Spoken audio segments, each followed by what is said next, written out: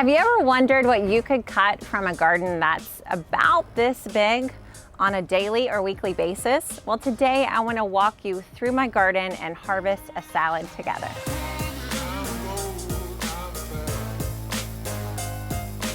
If we haven't met yet, my name is Nicole Burke and I'm the owner and founder of Gardenary. Gardenary stands for Gardening is Ordinary, and it's our mission to make the garden an everyday part of your life. So today I want to show you how you could do that by harvesting some salad. This is May right now. My garden's been planted by seed now for about, I guess we're probably at about 6 weeks. I planted this garden mostly from seed as soon as the soil was workable. So it was right around the end of March, and today is in the middle of March. So I think we're about 6 weeks out. So the first thing I'm going to harvest is here in these front two beds, and this is a Napa cabbage. Now I'm not going to harvest the whole cabbage head yet. What I like to do instead is cut the bottom exterior leaves to start. This gives me a lot of great greens to enjoy in a salad without having to cut the entire head. So in a few weeks time, it'll be time to pull the whole head out of the garden. But in the meantime, I get to enjoy lots of great salads using these greens. So I'm just gonna cut from a few of these exterior leaves. And this is gonna be such a good base for my salad. It also keeps the plant healthier. So it keeps the lettuces, the leaves off of the soil so that they're not touching the soil and really creating like a highway for pests to come onto the plant. So first up, I'm gonna harvest some Napa cabbage leaves. I just grabbed these off of these two plants. I have 4 plants here in the front of the beds, and then I have 4 in the back of the beds too. So 8 total Napa cabbage plants. And a lot of people think that you have to harvest the whole head at once and then it's just one and done. But I really like harvesting a little bit at a time. And I do that just by lifting up the head of the plant and cutting the lower leaves. So I do this about once a week, and I can make a really nice big cabbage salad with these cuttings. And it does 2 things for the plant. One, it helps the plant stay healthier. The plant doesn't have to, support these older leaves. And it also allows me to get to enjoy more harvest. So it's good for the plant and good for me. And it also protects the plant from pests. So you can see on this leaf, it's got a hole in the leaf. So I know a pest is somewhere nearby. So by going ahead and removing this leaf from the garden, oh, is it there? No, I thought that was a caterpillar. So by going ahead and removing this leaf, then I'm just decreasing the chance that that pest is going to travel to another part of the plant. So I'm going to cut a few more leaves, and really I could stop here. I mean, look how many beautiful cabbage leaves I have, and you can hardly even tell that I cut from the plants, right? I mean, when you push them back over, it's not even obvious that I've been harvesting from them. Pretty fun. So that's the first thing we'll harvest here is some cabbage leaves. Now the chives are the first thing that come up in the garden, and they're a fun one to cut. You can see how these chives are starting to flower here. I'm gonna cut back just a little bit, and I'll end up cutting these inside, kind of dicing them into smaller pieces.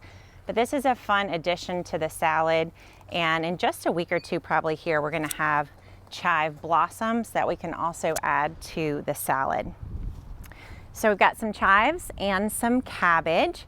Now I do have just a little bit of kale that's starting. If you have watched any of my older videos from 2021, you know that I way overdid it with kale. So this year I tried to scale back a little bit, and I'm sad to say I think I scaled back too much. I tend to do this where I overcompensate one year to the next. So I only have about 8 plants of kale in the garden, and that's pretty sad compared to what I was doing last year. But this will be a fun addition to the garden. I'll just chop it up, and the stalks are nice and crunchy. All right, alongside the cabbage, I also have just some sweet lettuces. This is a butter crunch, and you can do the same thing with butter crunch that we do with the cabbage, where I cut the outside leaves and leave the inside. So there's a couple of butter crunch leaves that I can add to the salad as well. I'm also growing this, I think this is called Freckles. This is a cute little red lettuce. I was hoping it would be a little bit more red color, but it is still really pretty. I'm gonna let it keep going for right now, but that will be a fun addition to a salad in probably a week or so. All right, I am gonna also cut little flowers. These are all edible and fun to add to a salad, especially if you're having friends over or you just wanna, you know, feel fancy. This is a fun addition to the salad bowl. And also, just like with the cabbage, when you take these flowers off of the plant, it gives the plant more energy to start to make more blooms. I know a lot of clients and students, they'll like put off harvesting or pruning because they're afraid it's gonna hurt the plant, when actually what it does is help. All right, alongside the corners here, or the edges I mean, we have some French breakfast radishes growing, and I'm excited to say that I think we have a few that are ready to pull. So I'm going to pull a few of these. You ready? Let's see if we can get this one out. Look how pretty it is. Oh my gosh, that is so perfect. So I love having these radishes in a salad. French breakfasts are my favorite. I like growing these because they are fast and easy, and they are very forgiving. So I am kind of tend to overplant. You can see from my garden. Sometimes I don't give things the full space that they need.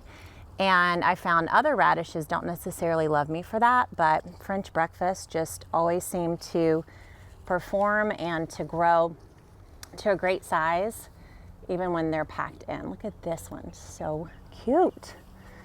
So we will put all these little radishes in with the salad for the most pretty, colorful salad ever. All right, so let's check this out now. It's looking really nice. What do you think? So yummy, right? So fun to think that all these things were started from seed too, just about 6 weeks ago. It's amazing. Now the cabbages and the kales, they were brought in from, almost lost my scissors. They were brought, I had started these indoors, but the radishes and the lettuce, these were started directly in the garden. Speaking of directly in the garden, we now have spinach. So I have kept this covered, and I have to show you the craziest thing. I planted these two beds, like not simultaneously, that's kind of impossible, but literally on the same day. And let me show you the disappointment one first. I don't know what happened, but guys, like nothing has come up. It's the saddest thing. And I noticed that they weren't coming up, and I just thought, oh, it's gonna happen, but literally nada. Like it's just not growing. So what I'm gonna do, I think this weekend, it's been too hot here. The temperatures got really hot all of a sudden. But what I am gonna do is probably pull some of these spinach plants and move them over there. Because let me show you the difference. I mean, I don't even get it. It was like same conditions. The only thing I can think that happened is that it was different seed packages and one just wasn't a good one. They were the same brand, but perhaps one was just off. Tell me in the comments if you think you know why this happened. I'd love to hear your opinion. So this is abundant Bloomsdale spinach. Speaking of like going from one year to the next, so in 2020, I grew a ton of this and loved it so much. And then last year, I don't know why, I think it was because I was so focused on the kale, I missed the spinach window and never had this. So this year I clearly prioritized spinach, and I've already been harvesting from this every day, making smoothies. So instead of kale smoothies, I've got spinach smoothies, and they're pretty yummy. My oldest daughter has started packing her lunch. She started high school this year, so crazy. And she's now she brings like a spinach wrap to school. So proud of her. And so it's pretty fun for her to be able to get all the spinach from the garden now. This is, like I said, about 5-6 weeks after planting. And I put this in here, the last time I grew it in 2020, I put a frost cloth on top. This time I did not. I was just kind of busy and lazy, at least with my spinach, and so I just left it uncovered, y'all. I did have the pest protection on it, but no frost cloth, and it got snowed on like several inches. It's got frosted. I think we even had a hailstorm. So this stuff is so mighty and strong. I mean, there's a reason why Popeye ate this, you know what I'm saying? So I'm really proud of my spinach bed this year. I will for sure do this. I have to make this a promise to myself that I do it every single spring. So again, you can see like I've harvested so much and you can't even tell. Like I literally haven't put a dent in it, but that adds a nice little extra green to the salad. Now I do have the same radishes planted alongside here. I'll pull up one just to show you. These are spaced a little bit tight, but they look pretty good too. So we are doing photos for my book cover for my upcoming book that's coming out the end of this year. We're doing photos next week and I need some roots.